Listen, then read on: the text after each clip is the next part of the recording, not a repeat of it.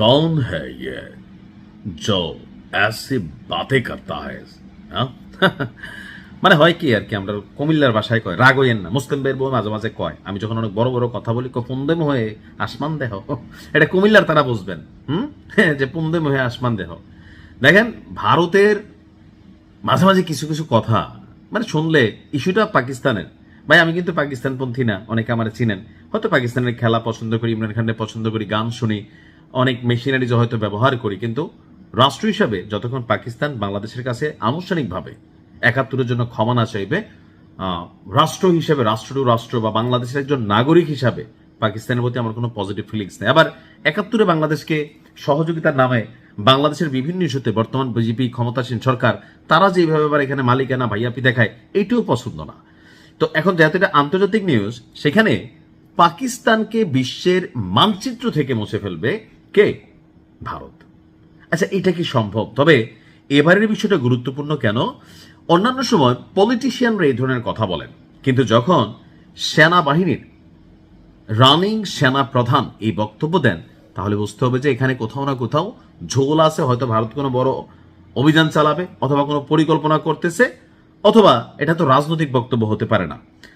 পাকিস্তান যদি সন্ত্রাসীদের আশ্রয় দেওয়া এবং ভারত বিরোধী কার্যক্রম অব্যাহত রাখে, তবে দেশটিকে বিশ্বের মানচিত্র থেকে মুছে ফেলার হুঁশিয়ারি দিয়েছেন ভারতের সেনাপ্রধান জেনারেল উপেন্দ্র দ্বিবেদী। বক্তব্য হচ্ছে, তিনি কি এটা গোমূত্র পান করে দিচ্ছেন, নাকি মাল খাইয়া দিচ্ছেন, না ভাং খাইয়া দিচ্ছেন? এই কথাটা কেন বললাম? দেখেন, এখানে পাকিস্তানের সাপোর্ট করতেছি না। পারমাণবিক দিক থেকে ভারতের থেকে শক্তিশালী কিন্তু পাকিস্তান, সামরিক দিক থেকে ভারত অনেক উন্নত পাকিস্তানের তুলনায়। আবার পাকিস্তানের নেটওয়ার্ক কানেক্টিভিটি যে লেভেলে আছে, এখানে পাকিস্তানের একটা পশমও ছিঁড়তে পারবে না। যুদ্ধ হবে, দুই দেশে ক্ষতিগ্রস্ত হবে, মাঝখানে হইল না।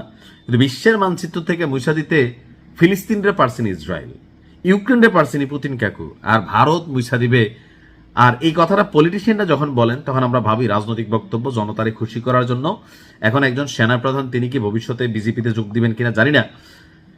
দিল্লির মানেক্স সেন্টারে ইউনিফর্ম আনভেইলড আয়োজিত সেনা সংবাদ শীর্ষক এক ইন্টারেক্টিভ অধিবেশনে বক্তব্য রাখার সময় এই হুঁশিয়ারি দিয়েছেন ভারতের সেনাপ্রধান। এখানে বলা হয়েছে যে গত বছর সংগঠিত অপারেশন সিন্দুরের মতন পরিস্থিতি যদি আবারও তৈরি হয়, তবে ভারতীয় সেনাবাহিনী কিভাবে তার জবাব দেবে। তো জেনারেল সেনাপ্রধান তো তিনি বলছেন, আমি এর আগেও যা বলেছি, যদি তা আপনারা শুনে থাকেন, সন্ত্রাসীদের আশ্রয় দেওয়া এবং ভারত বিরোধী কার্যক্রম, তবে তারা বিশ্বের মানচিত্রে ভূগোলের অংশ হিসেবে টিকে থাকবে, নাকি কেবল ইতিহাসের পাতায় স্থান পাবে, সেই সিদ্ধান্ত তাদের নিজেরই নিতে হবে। তা আপনাদের অপারেশন সিন্দুরের কথা খেয়াল আছে? ওই যুদ্ধে আসলে কে জয়ী হয়েছে এটা নিয়ে অনেক প্রশ্ন আছে। তবে এখানে ভারতের ক্ষতিগ্রস্ত সংখ্যাটা বেশি ছিল, পাকিস্তানও কম হয় নাই। তো সবকিছু মিলেয়া এখন পাকিস্তান মাঝে মাঝে আওয়াজ দেয়, তো ভারতও আবার হয়তো আওয়াজ দিচ্ছে। পাকিস্তানের সেনাবাহিনীও বিভিন্ন সময় বিভিন্ন কথা বলে, ভারতও কি ওই লেভেলে বললো, নাকি আসলে কোনো কিছু আসতেছে সামনে? খেলাটা কোন লেভেলে খেলতেছে ভাই, কোন লেভেলে হইতেছে? আপনার কি মনে হয়, যদি ভারত পাকিস্তান যুদ্ধ লাগে, কারা জিতবে? কমেন্টে জানাতে পারেন। ভালো থাকুন, আসসালামু আলাইকুম।